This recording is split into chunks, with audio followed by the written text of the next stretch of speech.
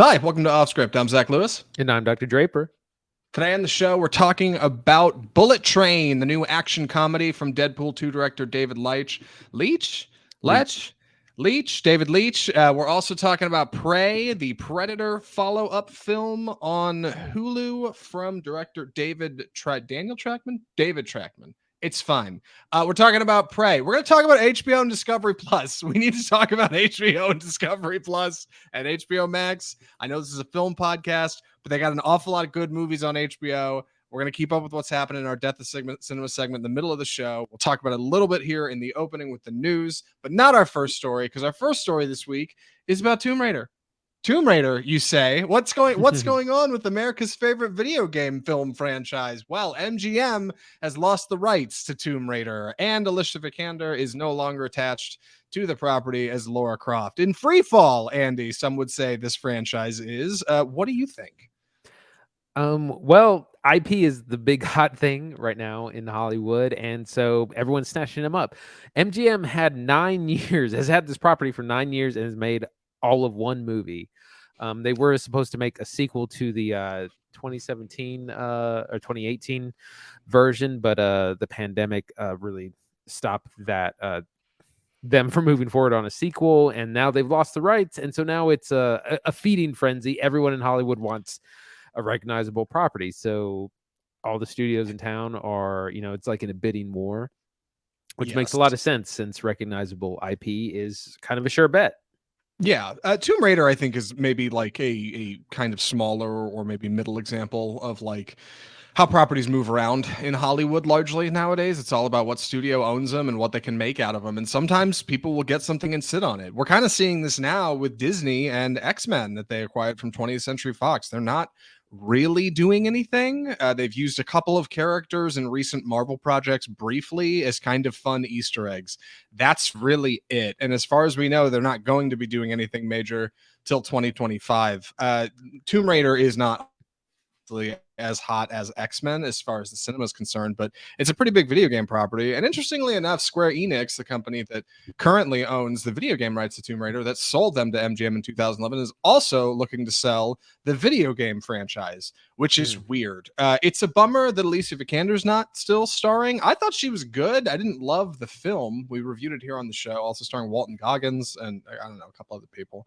The movie was fine. I thought she was good. I thought maybe they would make something better. Andy, who's the next Tomb Raider? You got any picks? We talked about this like a couple weeks ago, the other day. I was at a wedding and I was drinking. Someone said Anya Taylor-Joy, which is not exactly right. Like but you need it. That was me. I was at a wedding. I was drinking. No, ATJ is just she's too like. I feel like she's too small and petite. Like you need someone who's a little more athletic, I think. But we need someone of that, like, a young up and comer. Florence Pugh was someone that was named. You know who'd be great? That Amber Midthunder from Prey. I hear she's pretty good. She might have the smoke. I don't know.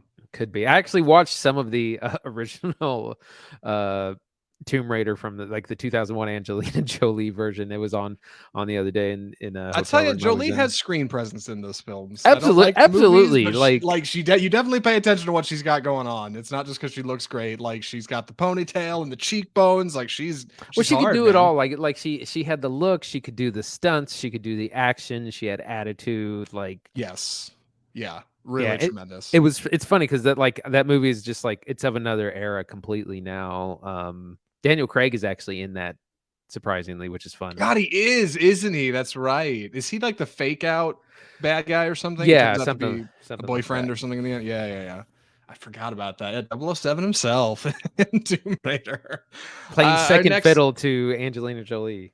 Yeah, if you have any ideas on who might be a good Tomb Raider, write into the show, would you? Share with us, because there's a lot of great up and comers right now, some fantastic actresses, and we wouldn't mind hearing about it. Next up, HBO Max and Discovery Plus to merge into a single streaming platform starting in summer 2023. I know we said we're going to talk about this in our Death of Cinema segment, and we are, but it was kind of a light couple of news weeks, so we figured, we got to at least mention this at the top. Andy, what the hell's going on?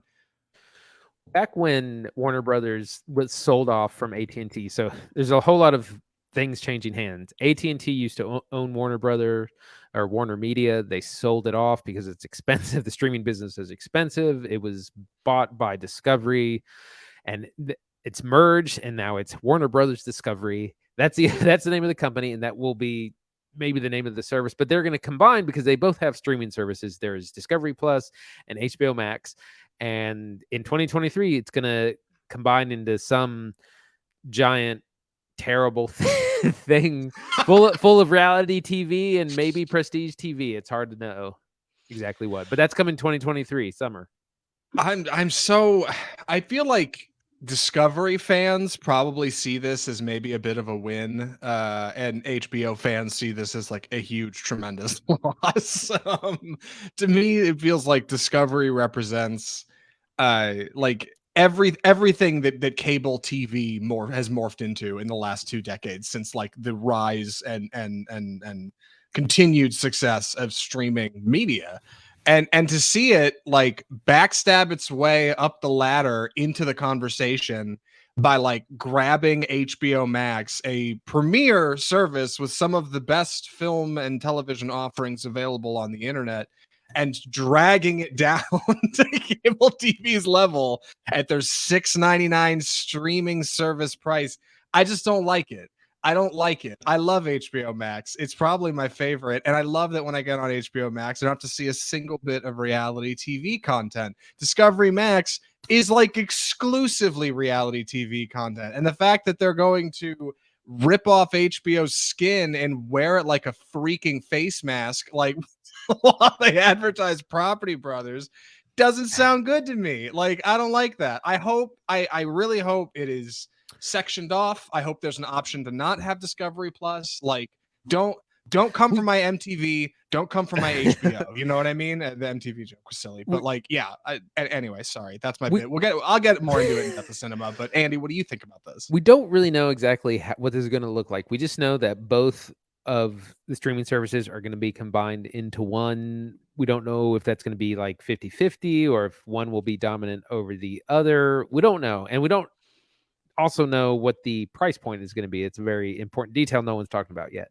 Currently, HBO Max is $15, and I think Discovery Plus is $5. So who knows exactly where that's going to land. But this kind of points to a big difference in, as we are emerging from the pandemic, there's a big shift in studios getting back to focusing on filmmaking and less on their streaming services in general. This isn't just happening to HBO. Yeah, I'm skeptical about this, and I think a lot of our listeners probably are too. I don't know how they're going to price this. Yeah, and Andy's right. Like with ads, or without ads, I should say. HBO Max is 15 a month right now, and Discovery Plus without ads is 7. So even if you like put those together at a deal, I mean, and you knocked a couple bucks off, you're looking at like a $20 service. I mean, they'd have to come in with some kind of bargain rate, or maybe just put ads up front, like to try to make up for the cost and content. The two services together have been doing well. It's worth mentioning. Collectively, they did have a 22% gain in. Now hold on. I don't know. They gained subscribers over the last couple years. That's what I'm saying. Look, the numbers don't matter. What matters is I don't like that. I don't like that HBO Max might get gutted for Discovery Plus. But you're right. But this is going to be one of the bigger streaming services. They're going to be at 80-90 million, something like that, and that's combined. And that's everything. That's HBO subscribers, HBO Max subscribers, and like Discovery Plus.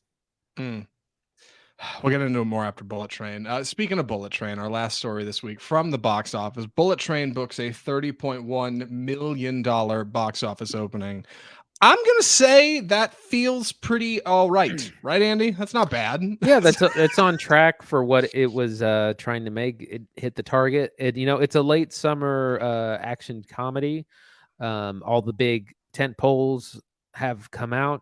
Thor, Jurassic Park, Top Gun Maverick, somehow still in theaters. It's amazing. But yeah, Bullet Train did fine, topping the weekend easily. That was followed by DC League of Super Pets, Nope, Thor: Love and Thunder, Minions: Rise of Gru, and I did want to mention Top Gun Maverick coming in at number 6, still out there making money, 11 weeks in its run. Am I reading this correctly? Did Super Pets only make 11.2 million? I guess that's good for an animated film. I mean, The that's second week. second. That's what I thought. I was like, I wasn't sure if it came out this week or not. All right, well, great. Hey, good for Super Pets, and yeah, fine for Bullet Train. Watching the ads for this one, I definitely felt like this was a, middling action feature going into it, and review shortly. But for what it's worth, seeing the ads for it, it felt, all right, felt fine. Didn't feel like anything particularly large, and it appears to be a bottle film all shot in a train. Sure, like I figured this was going to be like a B plus action movie. It's going to be fine. It's going to make some good money. And it looks like that's exactly how audiences felt too. Like it just, I don't know. Yeah, summer's over. Things are winding down. This thing comes out in August. Why not? Right? Maybe some of us can go see Bullet Train. That's not such a bad rap. But Andy, how'd you feel going in? I was optimistic. It's like I said, action comedy. Looks like it's going to be a lot of fun. We'll talk about that in a minute. Some other box office highlights. Thor: Love and Thunder passes 700 million, Dude.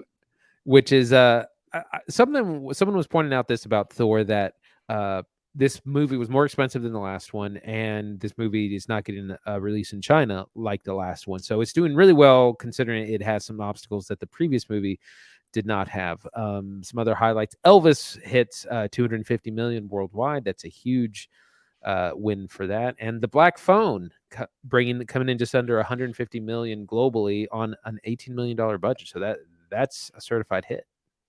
Yeah, Scott Derrickson's gonna have work at him for sure. Why didn't Thor Ragnarok come out in China? Are they late release, or like they're mostly like a lot of LGBTQ pandemic. stuff?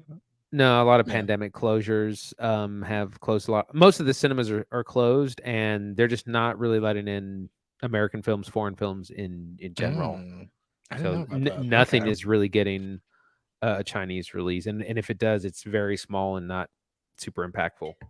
Oh, all right. Well, hey, keep it on off script for more global box office news. With that, we should move into our review of the titular Bullet Train. I'm going to be taking the summary on this one, so please excuse any clumsy delivery of mine. The movie is Bullet Train.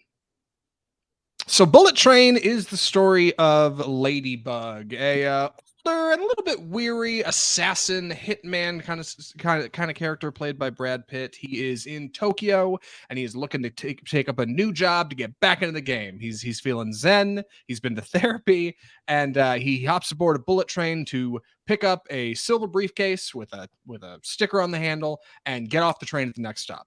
Very easy. He's got a handler on the phone he talks to, played by the beautiful Sandra Bullock.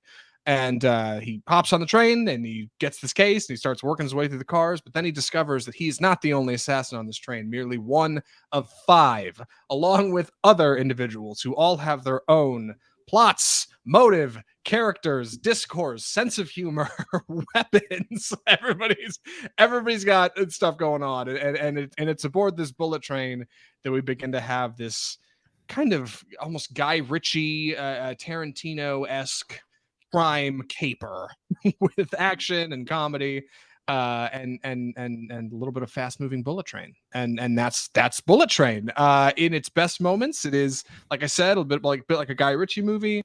In its worst moments, yeah, some of the jokes fall flat, but I'm excited to talk about it. Andy, what did you think of Bullet Train? Um, it was all right. It has some good moments. It has a lot of things that don't work. I for some reason was really bored in this movie, particularly in the middle. It has a long second act. It's a full 2 hours, and I remember after about the first hour, I was like, "Oh, this must be nearing the end," and I realized it had a whole other hour left. Um, it's there's too much talking. There's not enough action. And the comedy is hit and miss.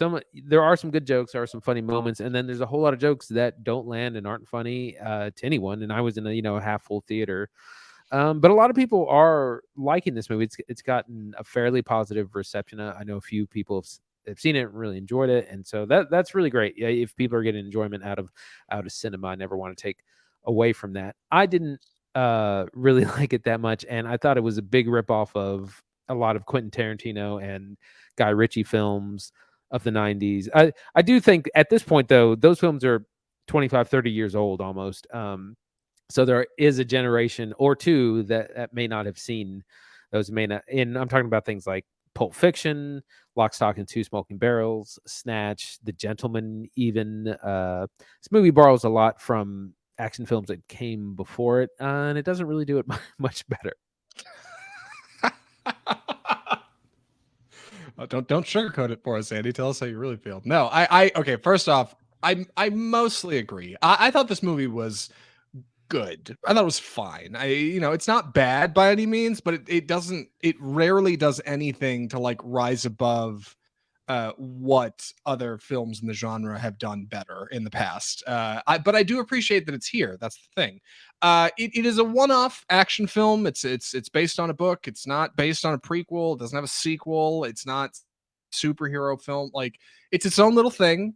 It's got a small cast of characters who are all pretty good in the movie, and I like that it it doesn't I say 2 hours it does overstay its welcome a bit, but I do like that it's here. Like I like little one-off action comedies like this. This reminded me of Bad Times at the El Royale, which was a lot of fun. This reminds me of like a Guy Ritchie flick.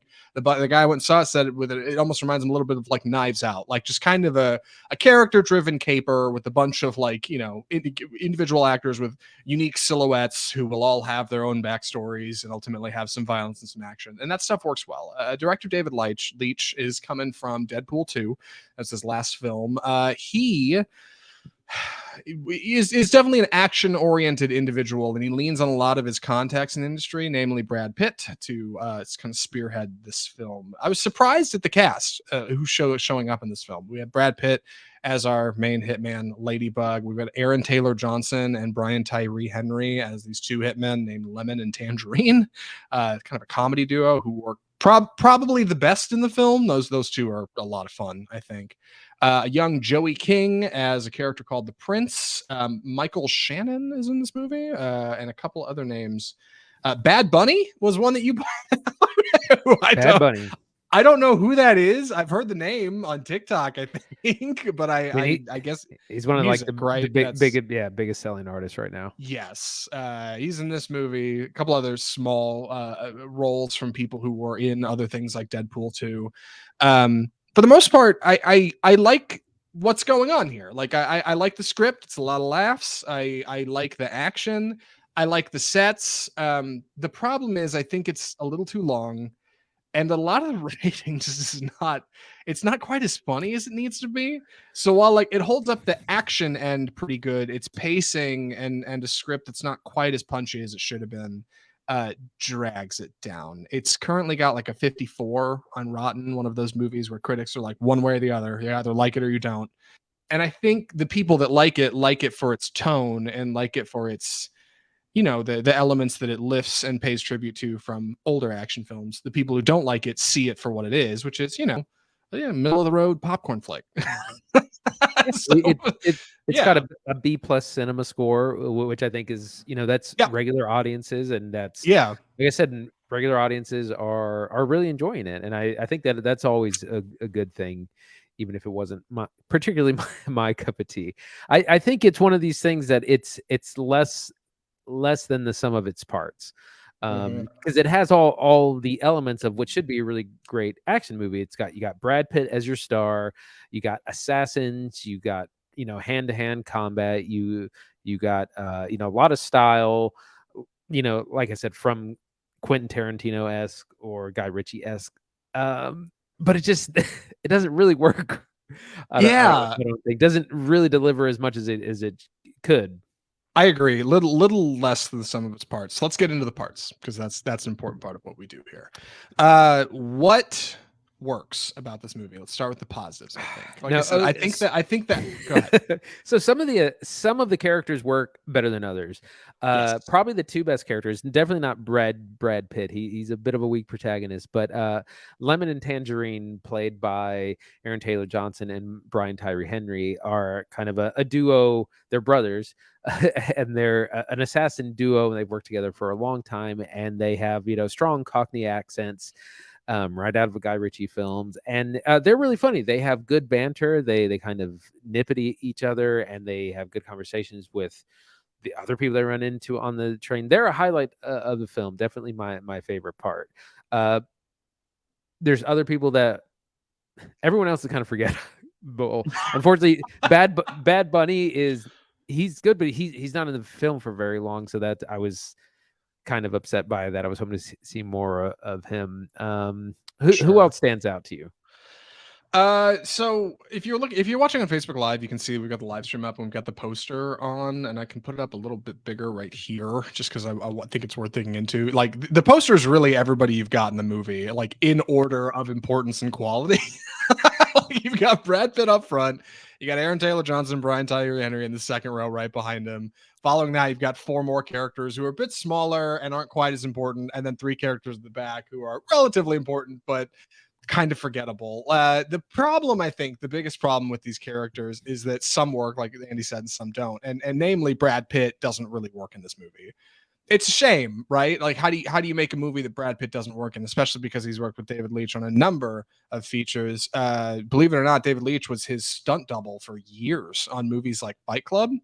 Had to be in shape for Fight Club. So these two are tight. All right, they are good buddies. Dave Leitch is also the reason Brad Pitt had a guest role in Deadpool 2. So they get along great, but I think the character of Ladybug is doing this like Zen thing where he's like, peace and love, baby. We're gonna solve everything through like peace. And like It's the Pitt, reformed hitman. yes, and like Pitt doesn't quite land it. Like his delivery and what he's doing with the character doesn't quite get over the line. Like it at times I felt like he was supposed to almost be like the dude in the Big Lebowski, but like he does too much energy and he's too manic to be the dude, right? So he can't be that laid back. But it doesn't really work the other way around. Like if you've got somebody who's trying to be like nice and cool, but is kind of a manic individual, like it just comes off feeling, I don't know, like they feel out of touch with the audience. Meanwhile, like Aaron Taylor Johnson, Brian Tyree Henry's Lemon and Tangerine, they're kind of pair of hitmen. Like these two are uniquely grounded, and they start the film at a huge disadvantage. They're having to find something that Brad Pitt has acquired.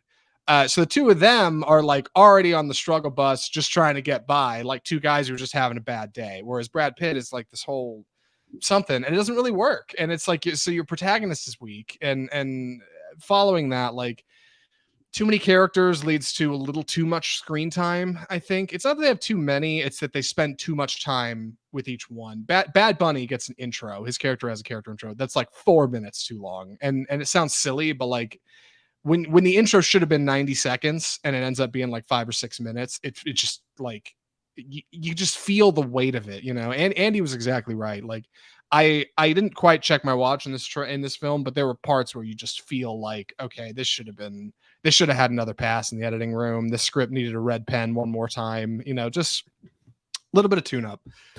Something I did like about this film is the action. A lot of the action scenes are really good, and there's some really creative camera work inside of what's obviously a very close set on a green screen soundstage somewhere. Like the Well, bullet train is shot. Go ahead. some of the action I think is like a lot of the stuff on the train, like a lot of the hand-to-hand combat, and some of the kind of, because they're after this case, right? And there's a big, like the case changes hands several times, and what's in the case kind of gets swapped out, and that sort of thing. And there's a whole lot of MacGuffins like that that are also running around the train, changing hands. Yeah. But a lot of the stuff outside the train looks terrible because it has to all be done Oh, through yeah. CGI, and Yes.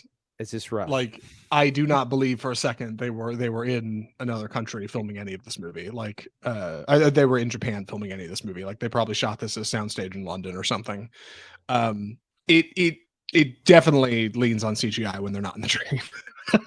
But the stuff in the train works good. Like I think, and I don't mind movies like that, right? Like I don't mind a good drama that's like set on a plane, a bottle feature as they call it. And I think Bullet Train does a pretty good job of hanging. I'm reminded of movies like, I don't know, Jodie Foster's Flight Plan, or Wes Craven's Red Eye, or Snowpiercer from Bong Joon-ho, right? Like same kind of idea. Like those movies can totally work, but it's a challenge, and the stress of some of the action is challenging to believe. There's a couple of action scenes in the quiet car where two characters are pounding on each other in a car full of people that are all being silent, and the idea is nobody can hear them, and it's like this is That's Like, ridiculous. come Like, on. Yeah, yeah. like the momentum of the action doesn't match like the setting of the scene. And I don't know if that was supposed to be a dig at comedy, but it just feels like bad editing because it's like it doesn't come together the way it's supposed to be. And I feel like a lot of the jokes in this movie land that way. They don't quite get over the hump. Some of them do. I definitely laughed. I want to say like there's definitely some laughs in this feature. Like I had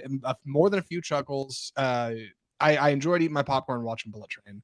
But like, yeah, if you look at it with any kind of magnifying glass, it is not. It It just comes it off weaker than it should. it also just needs to be tighter. Like we need to get to that third act when because they're all kind of barreling towards a destination that it seems everyone on board is going to be doomed, no matter what side you're on, and that's kind of where the third act starts. And we just need to get there sooner. It takes so long Yeah, and it's got to get you're there. you're absolutely right. And it's got an issue in writing as well with spoon feeding the audience.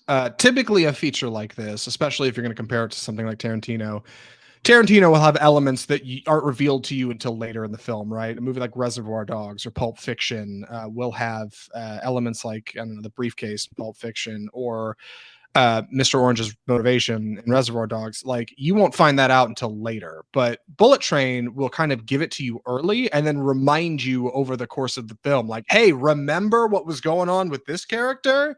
You remember when we told you this, right? This will be important later. And later in the movie, like, hey, remember when we said this? And this is simply done. It'll be through, flashes, or like quick pan of the camera to a character, or like a flash in somebody's head to a flashback of a moment earlier on the train that we already saw. But at times it starts to feel ham-fisted, and it kind of clogs a lot of scenes because they'll often be cutting back to other things we saw previously, like a rigged handgun, or at one point in the film, a snake escapes a cage and is free on the train. And I swear, over like the next 90 minutes of the film, they cut back that snake like 13, 14 times. Like, just in between scenes, they'll just cut to a Oh snake like slid no, on the ground. And we're like, where we is it gonna? know there's a snake on the train. Like, nobody forgot that. But it feels like the studio came in and told them, hey, this is too confusing. You have to make this more obvious. Or maybe, I don't know, they got spooked in the editing room. Yeah, there's a number of, like I said, there's a number of MacGuffins. The snake is one, the case is one. There's a couple of firearms on the train. There's a bomb on the train. There's some other there's some water that's been drugged with sleeping pills on the train. And this is all things that are floating around, changing hands. Some people know what they are, some people Right. don't. Yeah. And it's just it's a few too many of Yeah. that as well, which the plot is way overly complicated. Like all these people are somehow, there's like 10 of them on the train. They're all interconnected somehow. They all have complicated backstories, and it's just too much. And again, you can have a lot of people because again, that's when, if you look back at those Guy Ritchie films, Lock, Stock, or Snatch, they have like 20 colorfully named gangsters, and that's what this is taking from. But it just doesn't flow very well, or just doesn't make a whole lot of sense. Yeah. It just doesn't quite do what those other movies do so well, which is take all of these errant manic elements of characters and weapons and settings and like bring them together into this like kind of beautiful dance by the end of the film, where some will live and some will die, and ultimately you'll walk away with a feeling of satisfaction that you saw something truly wild. Bullet Train doesn't quite get there. All of these elements are a lot of fun, and I will give it credit. It does make for good pacing for the most part. For the first act of this movie, you're glued to the screen because they're just introducing things. They have these clever title cards that come up with characters that also feel a little ham-fisted. The fact they have to give us title cards for everybody just to be like, you're gonna need to know who this character is. Here's their name. Like, and you can look at it for 8 seconds. Like, it just feels like they didn't trust their audience to be smart enough to keep up. But lots of weapons, lots of different train cars, lots of different motives, lots of different characters, like, makes for a lot of good interactions. And that does keep the film moving, keeps you guessing, and you don't know where it's going. The problem is it's just a little too long. Yeah, they could have shaved 20 minutes out of this easy, and I think it would have been a little better. It just starts to feel its length by the end. Yeah, absolutely. I think if it would have been 20 minutes shorter, I probably would have enjoyed it a lot more. Tighten it up, and because it's amazing how length will do that. You could have the same movie and not really improve anything, but if you just shorten it up and make it a quicker experience, it'll be a Yeah. lot better. Yeah. I should say, before we get quite to recommendations, I did like Bullet Train. Like I know I'm being harsh on the elements that didn't work, but we review a lot of movies here. All right, we're tough on movies sometimes. I'm sorry. Like what is important to understand is that Bullet Train is not quite as good as the films it is trying to imitate, but it is still fun, and there's not anything quite like it at the cinema right now. It is an action comedy. It's decent. It's got a good budget, decent effects. Some of them are good, some of them are bad. I told Andy, and we were talking about this last night. There's one knife fight scene where a knife flies through the air and it looks like an After Effects plugin. Like it just looks just looks bad. Oh no. And Pitt doesn't really work, I think, in what he's doing here. Interestingly enough, I kept thinking of Once Upon a Time in Hollywood when I was watching this, because in that movie, Pitt is all screen presence. My God, you can't look away from the man. Like he's just wearing a t-shirt and Ray-Bans and smiling a lot. And that's really, and flexing his muscles. And that's really all he's doing in that movie. He's kind of a silent protagonist. In this one, he's got so many more lines, but like it works so much worse. I think as he gets older, maybe you should just let Brad Pitt kind of do his, have the gravitas and don't give him too much to chew on, because I'm not sure it works here. Yeah, I don't have a whole lot more to say. I'm running out too. All right, well let's wrap this up. Andy, would you recommend Bullet Train? I would say save it for streaming. Unless you're a huge Brad Pitt fan or you haven't been to the movies in a while, which I think is why a lot of people are enjoying it. If you haven't been in a while, it's probably a fun time. But if you're not super sold on it, save it for streaming. It'll still be a fun time. A lot of people are enjoying it and having a good time at the movies. And it's, it is attempting to be a fun action comedy. It hits on some of those points it misses on others, but it's all right. Save it for streaming. Yeah, I'm kind of in the same boat. Save for streaming or like a matinee feature. There's not a lot of good stuff coming out in August. Andy and I were just talking about before the show that like it's gonna be a lean couple of weeks on the program. We're gonna be looking for good stuff to watch, because August is when stuff slows down and we're through summer and there's no more Top Gun Mavericks coming out for a few months, at least till we get to Oscar season. So for now, Bullet Train will continue to be in theaters. And if you got nothing to see, yeah, you need something for a date night, or I don't know, you want to go burn a couple hours in the movies, yeah, go see Bullet Train. It's not going to hurt. I think a B+ is a great score for this movie. Like it's good. It's fine. Like it's not great. It's not bad. Kind of right in the middle. Yeah, I think Bullet Train's good. I'll give it a 1 thumbs up and say watch it on streaming. And it's funny because if it had come to streaming, I think it would be getting better reception. Yeah. Because it would have felt a bit more grand. But in theaters, it feels like just a little bit less than like, what it's kind of supposed to be doing. And that's okay. That's not bad. Hey, speaking of, before we move on to our next thing, Andy, I read on IMDb trivia, which is always true, that Aaron Taylor Johnson did so good in this movie that Sony, after watching a screening of it, reached out to him to play Kraven the Hunter in their, I don't know, next Spider-Man spinoff. Okay. Villain character. You don't know who Kraven the Hunter is? Okay. I don't really either. I figured comic books. I don't know. Like I thought he was yeah. Anyway, Aaron Taylor Johnson coming to a screen near you. Our next bit. A bit of the show that I'm not even sure really where to get into talking about this, but let's just get into it. I'll go ahead. Yeah, I was gonna say, you want to give it to us? Sorry, here I am losing my notes. Go ahead. It's time for the death of cinema. So we're going to be talking. We talked a little bit about this merger of Warner Brothers Discovery and the new streaming app, which will be out next summer.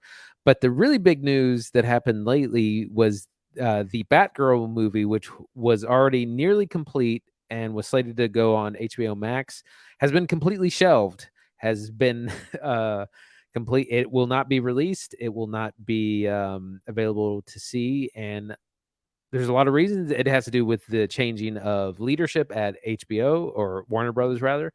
And a lot of people are upset. The talent, the directors behind the film, other directors, other people are saying, man, this is really not cool. The film's almost done. They put a lot of hard work. Why is this happening? So that's the status, and we're going to be talking about why this is happening, what it means, what the fallout is. So Zach, why did Batgirl get shelved?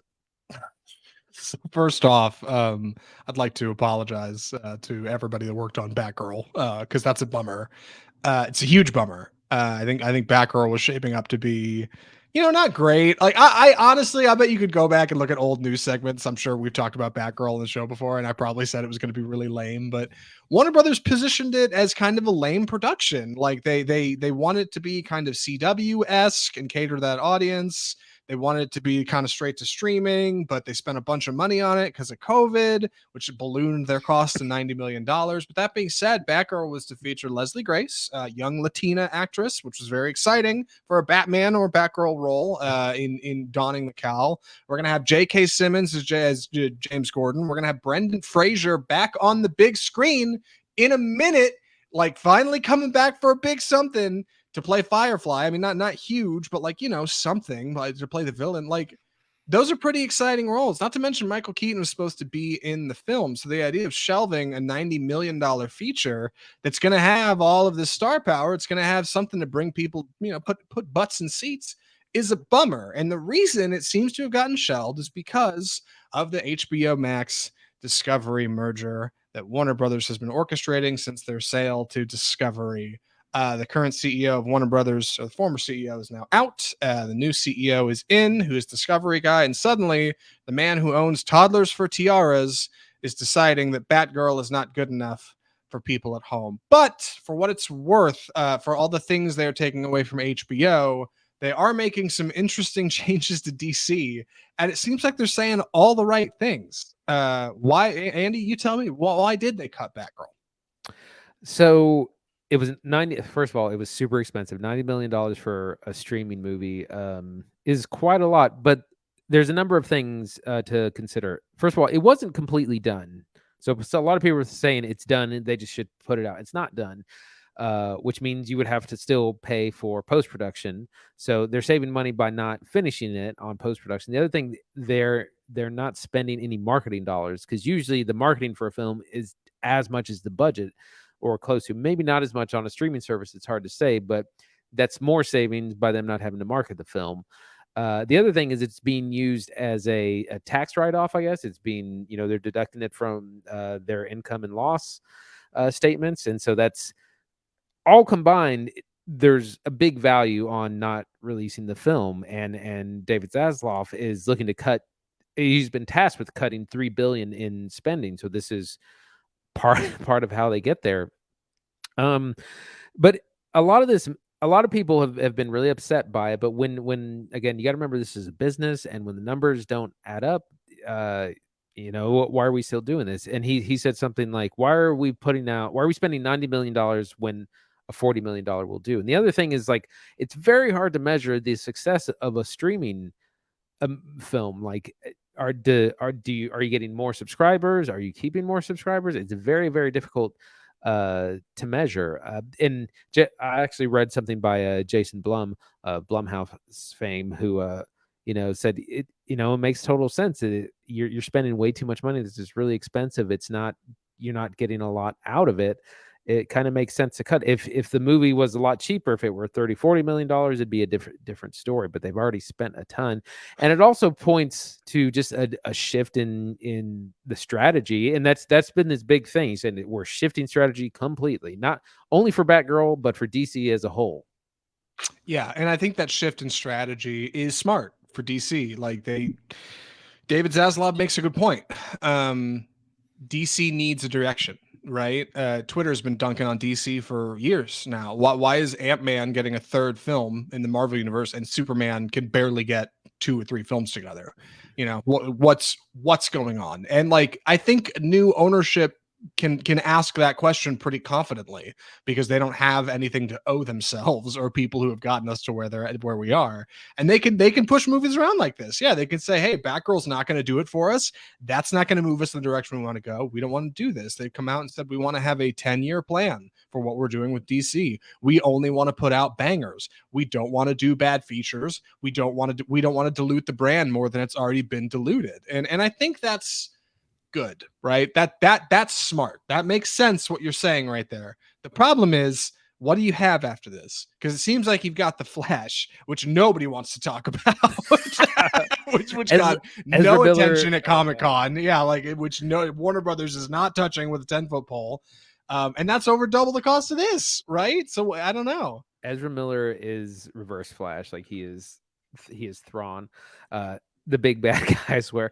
So one of the big things that's important to point out is that HBO or Warner Brothers is getting away from the Snyderverse. For anything that Zack Snyder has done, they don't want to be a part of it, and that's part of Batgirl as well. Like it was going to be a loose continuation of things that have happened previously in the Snyderverse, and they don't want to continue that. They essentially are looking to reset in some ways, or kind of retcon, which is what comic books often do. Is they'll keep the things that work and they'll get rid of everything that didn't every time they kind of do a reboot.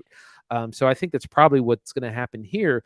But another big kind of thing that came out of this is the Zack Snyder Justice League is not part. It's not part of the official story. It's not canon, as they like to say. Like the 2017 Justice League that Joss Whedon directed, that is the official entry. And again, they're getting away from anything Snyderverse, and Batgirl is part of that. And it's so strange too, because I don't know what the direction is next, but as far as I know, they're probably not going to be continuing much down the Snyder path, like you just said. So the idea of maybe leaving those characters behind and building something new and different is exciting. That was part of the theory behind the new Flash movie, is to dig into Flashpoint and get into alternate timelines, and we can start to go in different directions. Hence, having Michael Keaton back as Batman, right? Like that introduces that possibility by having the Flash jump through time while being in universe. It's like the Marvel multiverse, right? Made manifest in the DC universe for them to go in a new bold direction. Maybe they'll still do that. Have we considered the fact that maybe the Flash movie is absolute fire? Like the Warner Brothers can't get rid of it because it's so good. Maybe that's what's going on. But what we do know is it just seems like they don't know exactly where they're going next. That's what we know. Ezra Miller is going to torpedo that movie. God, Ezra Miller is bound and determined to just like tank it. It's ridiculous. But in the meantime, movies like Batgirl and Scoob Holiday Haunt are getting canned. They've also moved some smaller films around on HBO Max. They've taken off some direct to HBO films like Moonshot and American Pickle, the Seth Rogen movie that we reviewed here. Lockdown got pulled from HBO Max. And they said, yeah, we're probably just going to sell those to, other streaming services like Netflix, and they can run them. We just want to make some money off them. And that's not a bad idea. Those properties will all get play on the front page of Netflix for a week, like more than they'll get on HBO right now. That's for sure. But it dilutes the brand, right? I saw that HBO is going to be putting a channel back on Amazon Prime, so you can get HBO stuff over there. They took that off a couple years ago because they wanted everybody to come straight to HBO Max. They didn't want to dilute their brand. And now, like with this kind of introduction of Discovery, it seems like HBO is going to be getting a bit watered down. And the problem is the people who pay $15 a month for HBO don't want it to be watered down. We want that strong drink. We want that bold cinema. Yeah, absolutely. Like again, this is a shift in their strategy for DC, but the streaming service as well. They're definitely going to focus on their theatrical releases, and that's the other thing is, whilst DC has been really hit and miss, they've had some huge hits. Aquaman, their most profitable property, somehow that's still mind blowing to me. And they've had other duds. They've had other films underperform. So, but they know that the potential is there to have billion-dollar profit films after billion-dollar films. So they're not going to put out anything less than that. This could even affect the new things that are coming out. Black Adam, Shazam. There's a third one, The Flash, probably. These, I mean, they could change dates. They could do some reshoots. Who knows? But it also means the service is as well. They've cut a number of films. There was a Wonder Twins film that was supposed to be made. The Blue Beetle movie is still going to be made because it's going to be a theatrical release. But I mean, everything is on the chopping block over at HBO. Yeah, and I think us HBO fans are nervous, as we rightly should be. We take some comfort in knowing that the brand has survived for a long time. I don't think it's going anywhere. I've heard rumors that they're just going to axe the HBO name and Discovery and roll it all into one new thing, which, God, I think that would be a horrible mistake. HBO is brand recognition, right? It's not TV, it's HBO. But I don't know. We don't know what the future holds. What we do know is it doesn't seem like we're going to be seeing Batgirl for a while. It's weird. I just keep thinking I'll see an announcement like, "Oh yeah, they're going to put on HBO next summer or something," or "Oh yeah, after they get through this thing, they'll publish it." But like, no, for all intents and purposes, it seems like this movie is just never going to leave somebody's hard drive. Like it's just, it's just going to sit in the editing bay forever. You know, it's like a bill trying to get to the Senate. Just doesn't go anywhere. Yep. What a bummer. Any other thoughts on this, Andy? I know we're going to move on to Prey. I just we'll see. It'll be interesting to see what this DC strategy is moving forward and what projects get greenlit, which ones don't, which ones go on the chopping block. Not a whole lot has really been announced past what we know is coming out. The Flash movie being the farthest part of that, but I mean, everyone over there is nervous that any property. I mean, I was listening into a Westworld podcast, and they were saying, if this season of television isn't well received, there may not be another season of it. Yeah, everything's on the chopping block. You're absolutely right. If it's not fire, it's probably getting axed at HBO, and that's good and bad. Yeah, there's pros and cons to that strategy. I don't love it, but we'll see what shakes out. HBO is a big hub for film. Seems like something we got to talk about here on Off Script. Keep it here on Off Script for more about HBO and Discovery Max and whatever's going on with this whole thing. And lastly, we should move on to our final film of the episode. Andy's taking the summary on this one. So, Andy, please take it away. Prey. So this is yet another entry in the long storied Predator franchise, which originally started in 1987, starring Arnold Schwarzenegger and a bunch of other macho men. In this entry, we go back in time. We don't travel back in time, but we're back in time in the 16th, 17th century in North America, and we meet this native tribe of Comanches. We meet our main character named Naru, played by Amber Midthunder, who is the main character, and she is someone who she can fight alongside the boys, but she's not really accepted as a warrior, and she also has some other skills in medicine. And one day they're out fighting, and there's something in the woods that they think it's a bear, they think it's a mountain lion, but she has seen it and she knows better. She said, no, there's something out there that killed the bear, that killed the lion, and it is, of course, the titular predator of the series. So she must go on a quest to fight this thing, survive, defend her village, and also defend it from the encroaching Europeans, which are also in this movie. And so that's our setup. It's a lot of fun, a lot of good action, a big surprise, I think, in a lot of ways. Zach, what'd you think? Prey retreads, I think, everything cool that works about the first Predator movie in a different setting with a different set of characters that I think is almost just as exciting as the original. It's very good. I like the flip on the format. I wish it'd come to theaters and that it had been a little bit longer and a little bit grander in scale because it's pretty good. It's got good pacing, keeps you interested. I didn't have my phone out much at all watching this movie. I was really tuned into what was going on. I say that, hold on, quick bro. I don't often have my phone out during movies, but when you're watching a movie at home, often you can feel like, you can take it easy a little bit. You can do laundry and watch this movie. And this one was not that way. Like Prey is doing something different. I'm surprised at how good it was. It is a David and Goliath sort of story with just enough difference from the original to make it exciting again. I like Prey a lot. I'm excited to talk about it. Where do you want to jump in?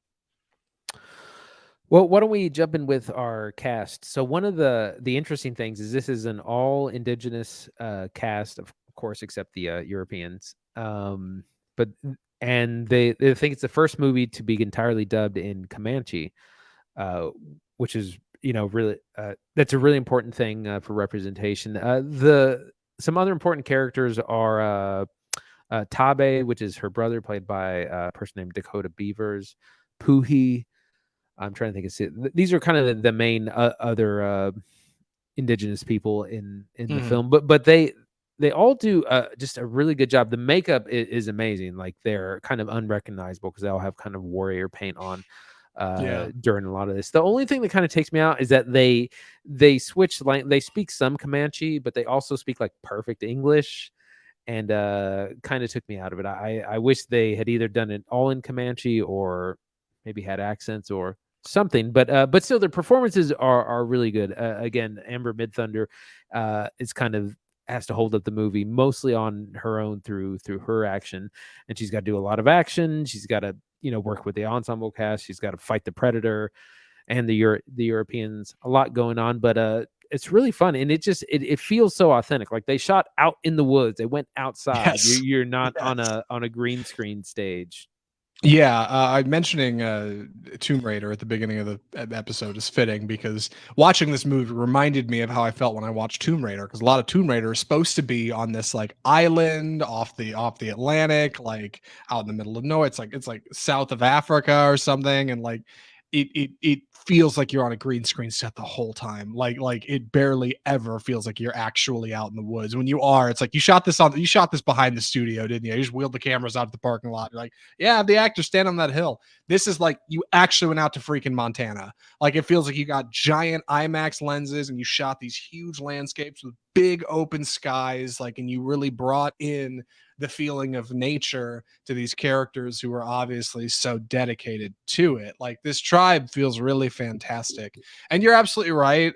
The completely normal English is really distracting. I made it, I think, 6 minutes in this movie before I ducked out and went and found the Comanche dub, which is on Hulu. You got to search for it. You got to search Prey Comanche dub, but it's on there. It's a different viewing of the film, and it's the film dubbed entirely in Comanche. Much better. Like would recommend. Their mouths don't match the language, but it's like watching any other foreign language film, right? You just focus on the subtitles and move right past it. And a beautiful language for this film, by the way. I would recommend the Comanche dub. What I like about Prey, besides the fact that it's a lot like the original Predator, but in a different way, is that Prey follows the one seminal rule of any good horror movie. It totally works as a movie without the Predator. Our story of our young lead, Naru. I'm gonna go with Naru. She is struggling to basically fit in at her tribe, and she wants to be a hunter. And her mom is like, "Why are you out there hunting? Like, we need women folk here to make medicine and make food. Like, that's what we're doing, right? You're a gatherer, not a hunter. Like, you should be here helping me take care of the chief and being a nice little, it's fine." And her brother, who's like star hunter of the tribe, is like, "Why are you out here? Like, you're just gonna get yourself hurt. You're never gonna be as good as me." There's a great scene where she's like, "Why don't you let me come out and prove myself?" He's like, "You can't." And she's like, "Why? Because I'm a girl. What? Because you don't think I'm tough?" And he's like, "No, you literally can't, and you'll never be able to because you're bad." Like, and it's like really heartfelt and mean, and like it feels really like she's so dedicated to being able to prove herself, and she sees this vision in the sky, which she says is the Thunderbird, which really is Predator's ship. And it gives her like all of this purpose to go out in the woods on her own and find this thing and like have her trial, as they call it, and prove herself. And then it turns out the thing she finds is the Predator. That's what makes this movie work. Like, the Predator is almost secondary. She could be hunting like a crazy mountain lion and it would still be a pretty good movie. Like the fact that the Predator is the thing, like, just adds a layer to it. And that's what the original Predator does. Like, these guys are out in the woods in Vietnam trying to save somebody, and then the Predator shows up. Like, there's a whole plot. Alien does this really well. Space Truckers, The Thing does this really well. Like, it's a really clever bit of scripting, like, to make the movie work on its own as an independent film without the Predator. And that makes us better set up for our characters to become the prey, which is good stuff. I do want to talk about like the Predator in this movie, because I have seen a few of those Predator movies. But Andy, I don't know, you want to jump in there? What do you think of next? Yeah, so one of the things that the movie does really well is we don't see the Predator for quite a long time, and we slowly see more and more. It's the Jaws thing, you slowly see more and more of the monster, and until you finally, in like halfway through or towards the third act, you finally get a really good glimpse of it. He's got this really cool bone helmet thing that's I think a pretty cool addition, and it's the Predator. It kills everything. You can't kill it, you can't outsmart it, you can't outfight it. Right. But somehow that's what always happens in these movies. So you get a lot of slaughter and gore on your way to fighting this thing. Yeah, Predator is a cool movie monster because it is fundamentally almost like a human hunter, but more advanced. Moves, is bipedal and has a ton of like wild gadgets that will mess up anything that gets in its path. And that's what makes the Predator cool, right? Lots of gadgets. It's got a net that it shoots, and when it lands on something, it screws in the netting and just disintegrates whatever's in it. It's got laser beam missile stuff. It's got instant camo. It's got a shield that can bounce anything back. Like all kinds of stuff coming out of the Predator, right? Glowing green blood, like it. Lots of cool things that are happening with the Predator, and this is all important because it pits our characters who have no idea of any technology against something that is like truly unknown. I love the way the characters call it like the monster, like they don't really know what it is, right? We have an idea. It's the Predator, of course, but I do wish it had been a little bit more shrouded in mystery. I know it's a Predator movie, right? Like everybody watching it, everybody clicks on the thumbnail is going to know it's a Predator movie. Like I got it, but it does. I don't know. One of the things I really liked about the original Predator was how crappy the effects are. those old camo effects do not look good nowadays. They look bad. But because they were limited in what they could do, they didn't show a lot. This one leans on CGI a bit more. It feels a little phony, but it's a straight streaming film, right? And like you got to forgive it for that. If anything, I can forgive it for its runtime. This is like 100 minutes, nice and Yeah. tight, baby. this movie gets in and gets out, and I love it. Oh, thank God. Yeah. Again, what I was saying before, the length of the film really helps it be more enjoyable, because at the end of the day, the Predator premise isn't super deep or complicated. So it's fun, but just for a while. You can't do it too long. And this movie is really efficient in, it's 100 minutes. So you're in, you're out, you're going through, the different story beats really well and smoothly, and it just makes it so much more enjoyable, as opposed to again, something like Bullet Train or The Gray Man, or these movies that are just like overly long. Because if you're gonna have an action movie that's 2 hours long, you probably need to have a lot of downtime, to develop character and things like that. And if you don't, it's just it just kind of drags. But this totally doesn't do that. It's very efficient and makes it very much more enjoyable. Yeah, it works much more effectively than the previous Predator film, which was, I think, The Predator, Yeah. right? Or was that, yeah, Bomb. Predators was in 2010. Yeah, The Predator. Shane Black film. Shane Black, who was in the original Predator and has made great films like The Nice Guys, like total miss, total flop. My God, That's part of the reason that this really didn't bad. actually get a theatrical release. Is if you look at the history of Predator films, only like two of them have been successful in theatrical releases. A lot of them have been bombs. So that was part of the decision for Disney to put this on Hulu. And I think that was a smart choice. And yeah, it would have been nice to see a theatrical release, but I mean, it's a great release for their streaming service. Yeah, I praise a lot of fun. It's a tremendous release for like Native American cultures. Yeah, like a nearly entirely indigenous cast is huge, and they're good in it too. Amber Midthunder and Dakota Beaver's great. It's like this brother sister combo. Like they're both really heartfelt and thoughtful. Even in the dub, they're tremendous. Like yeah, it's a ton of fun. I really enjoyed Prey. I did go in a little overhyped, a little more than I should have been because I waited a few days to watch it, and early reviews were like very positive. People were like, "This is a sleeper. Like this is really good." It's okay. It is very good, but it's not. This movie's not going to blow out Best Picture or anything. It is a straight to streaming film, but like it's a straight to streaming film done well, and we see Yep. so many done poorly that it's really a nice change when one comes out that's like worth your time and is good. And I'm excited to say that Prey, I think, is both of those things. Any other thoughts or recommendations, Andy? I think I'm ready. Andy, would you recommend Prey? Yeah, absolutely. It's a lot of fun. It's a really well done Predator film, especially if you're a fan of the series. It's definitely going to be a highlight. And if you're new to it, I think you're going to enjoy it as well. It has, it's a landmark for, representation. You have a female protagonist. It's the first time the series has ever had a female protagonist. It's a lot of fun. It's like I said, they actually shot outside in the woods, Yeah. so it's nice to have real sets and be outside and on green screen. I really enjoyed it. 100 minutes in and out. Highly recommend.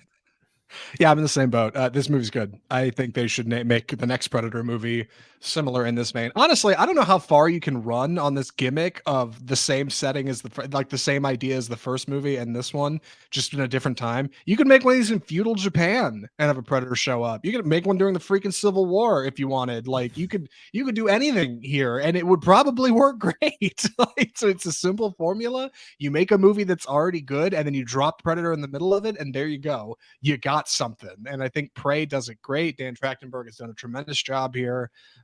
Yeah, go watch Prey. Worth your time. Already on streaming. If you got a Hulu, go check it out. I think Prey is good stuff.